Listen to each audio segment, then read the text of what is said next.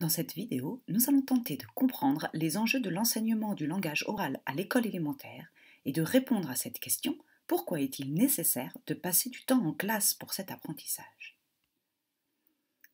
En effet, enseigner vraiment l'oral, il faut se l'avouer, on ne sait pas très bien faire. Pourquoi c'est si compliqué? D'abord parce que nous manquons d'outils, de dispositifs, de propositions concrètes. Il n'y a pas de méthode d'oral ou très peu, elle ne concerne souvent qu'un seul aspect de l'oral. Il y a très peu de choses dans les manuels de français et on peut ajouter qu'on manque aussi globalement d'une réelle formation sur ce thème. C'est aussi parce que l'oral ne peut guère se travailler sur rien, juste sur lui-même. Il faut quand même pouvoir parler de quelque chose. C'est pourquoi il est très lié aux autres domaines et qu'on peut faire des débats en EMC ou expliquer des expériences de sciences, mais on ne fait pas toujours des temps d'enseignement réflexif de l'oral. L'oral ne se voit pas. Il est difficile à observer et complexe à analyser, comme le dit Claudine Garcia Deban. Il lui manque une place matérielle symbolique qui ferait que pour les élèves comme pour nous, il gagne le statut d'objet d'apprentissage. Enfin, c'est un apprentissage qui semble se faire naturellement, un apprentissage primaire, comme le dit André Tricot. Alors en psychologie de l'apprentissage, d'après Tricot, on s'intéresse à deux grandes familles d'apprentissage qui n'ont à peu près rien à voir l'une avec l'autre. La première, ce sont les connaissances primaires, les plus simples, non volontaires, inconscientes, qui ne requièrent pas d'attention, qui sont rapides et dont le langage oral ferait partie. Les apprentissages secondaires sont des apprentissages qui sont apparus dans l'histoire de l'espèce humaine, les mathématiques, la langue écrite, et qu'ils sont soutenus parce qu'on a un enseignant avec des mécanismes d'apprentissage de connaissances assez formels. Le langage oral ferait partie de cette première catégorie et donc s'enseignerait peu à l'école. On peut ajouter aussi que ce langage oral apporte une grande place du corps à l'école. C'est avant tout une activité physique et on retrouve cet aspect dans le guide pour le grand oral du baccalauréat qui dit dès le départ, parler en public est en premier lieu une activité physique. Et c'est pour l'avoir oublié que notre système éducatif peine à enseigner l'oral et place l'élève face à une injonction contradictoire lorsqu'il s'agit de parler devant les autres, ignorer le corps alors qu'il faut précisément, selon les lois de nature bien établies, prendre appui sur lui. À ces aspects physiques, on peut ajouter des aspects affectifs, et là je cite à nouveau Claudine Garcia Deban, qui est une grande spécialiste de l'oral, qui nous dit: l'oral implique l'ensemble de la personne. La production verbale ne peut pas être dissociée de la voix, du corps. Tout signifie l'espace, les distances sociales, les habitudes culturelles. Les silences eux-mêmes ne peuvent pas être masqués, d'où un sentiment parfois d'insécurité, de sorte que les aspects psychologiques et affectifs sont parfois décisifs, plus encore que pour les productions écrites. Et tout ça, ça rend la place de l'oral difficile dans la classe. Et pourtant, un petit détour sociologique va nous montrer à quel point c'est important. Une étude un petit peu ancienne de Lenormand, Paris et Cohen qui porte sur des enfants jeunes et qui porte sur les interactions entre un enfant et un parent qui joue avec un matériel. Et les résultats nous montrent beaucoup de choses, j'en ai retenu deux. La première, c'est que selon leur milieu social, les enfants peuvent produire 30 à 50% de mots en plus. C'est en bleu les milieux favorisés et en rouge les milieux les moins favorisés. Et selon le milieu social, la longueur des énoncés varie de 50 à 20% selon l'âge.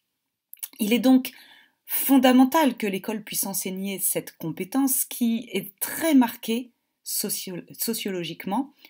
Cet enjeu d'ailleurs est historique et il a été affirmé comme tel dans des instructions officielles depuis très longtemps. Je vous laisse regarder, lorsque les enfants lui sont confiés, leur vocabulaire est pauvre et il appartient plus souvent à l'argot du quartier, au patois du village, au dialecte de la province qu'à la langue de Racine et de Voltaire. Leur donner l'enseignement du français, ce n'est pas seulement travailler au maintien et à l'expansion d'une belle langue et d'une belle littérature, c'est fortifier l'unité nationale, disons-nous, en 1923. On retrouve ensuite, lorsqu'il appartient à un milieu cultivé qui surveille son langage, on parle de l'élève, parle un français correct et pur. Dans le cas contraire, il parle une langue entachée, comme celle des siens, de termes impropres et de constructions vicieuses. Ce sont les instructions officielles de 1938. Et enfin, cette valeur de la tâche des maîtres est radicalement niée quand on professe, par exemple, qu'il est absurde de prétendre enseigner le français à des enfants qui le savent puisque c'est leur langue maternelle et qu'ils usent librement de cette langue selon leurs besoins. Si l'école se laissait impressionner par de tels paradoxes, elle consacrerait les inégalités d'origine familiale. Les enfants n'appartenant pas à des familles instruites se verraient bientôt réduits, et souvent pour toujours, à un langage rudimentaire, propre seulement à des échanges restreints. Conduire une expression plus juste, plus précise et plus aisée, c'est travailler à l'élimination des malentendus, des erreurs, des servitudes qui, dans des relations sociales, plaisent sur ceux qui ne savent pas s'exprimer. Ça, ce sont les instructions officielles de 1972. Alors bien sûr, la place de l'oral, selon les années, les époques, a beaucoup changé dans les instructions officielles, puis dans les programmes de l'éducation nationale, mais ces enjeux sont quand même fortement affirmés depuis très longtemps, sans qu'ils ne donnent lieu à de réels enseignements de l'oral dans les classes. Pour résumer, voici les enjeux d'un réel enseignement de la langue française à l'oral à l'école. Premièrement, des enjeux sociaux et démocratiques.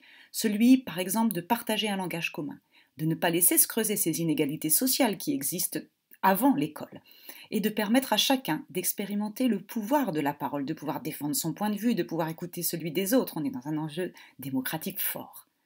Un deuxième enjeu important, ce sont les enjeux scolaires. Le français est la langue dans laquelle les enfants vont tout apprendre à l'école.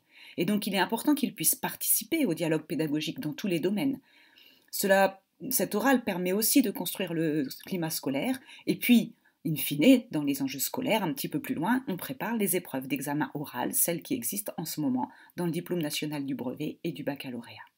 Et enfin, nous avons des enjeux cognitifs, parce que c'est par le langage que l'enfant va pouvoir construire sa pensée, accéder à des concepts abstraits. Il va pouvoir expliquer et justifier ses théories, ses réponses, ses hypothèses, et puis mettre de la distance entre lui et le langage en réfléchissant à ce qu'il dit. Et ça, c'est très important. Et donc tous ces enjeux se retrouvent, bien entendu, dans notre prescrit, c'est-à-dire les programmes d'enseignement du cycle 2 en 2020, dans lesquels il est dit que développer la maîtrise de l'oral suppose d'accepter les essais et les erreurs dans le cadre d'une approche qui permet à chaque élève de produire des discours variés, adaptés et compréhensibles, et ainsi de conquérir un langage plus élaboré. On nous parle aussi de séances consacrées spécifiquement à la pratique explicite de l'oral et qui gagnent à être intégrées dans des séquences constitutives des divers enseignements et dans les moments de régulation de la vie de la classe. Et on retrouve du coup les attendus de fin de cycle, qui sont au nombre de 4 en ce qui concerne l'enseignement au cycle 2, conserver une attention soutenue lors de situations d'écoute ou d'échange et manifester si besoin et à bon escient son incompréhension. Dans les différentes situations de communication, produire des énoncés clairs en tenant compte de l'objet du propos et des interlocuteurs. Pratiquer des formes de discours attendues, notamment raconter, décrire, expliquer dans des situations où les attentes sont explicites et en particulier raconter seul un récit étudié en classe et participer avec pertinence à un échange. On retrouve donc 4 grandes séries d'items dans les programmes qui sont en lien avec ces attendus de fin de cycle. Écouter pour comprendre les messages oraux ou des textes lus par un adulte. Dire pour être entendu et compris, en situation d'adresse à un auditoire ou de présentation de texte, participer à des échanges dans des situations diverses et adopter une distance critique par rapport au langage produit.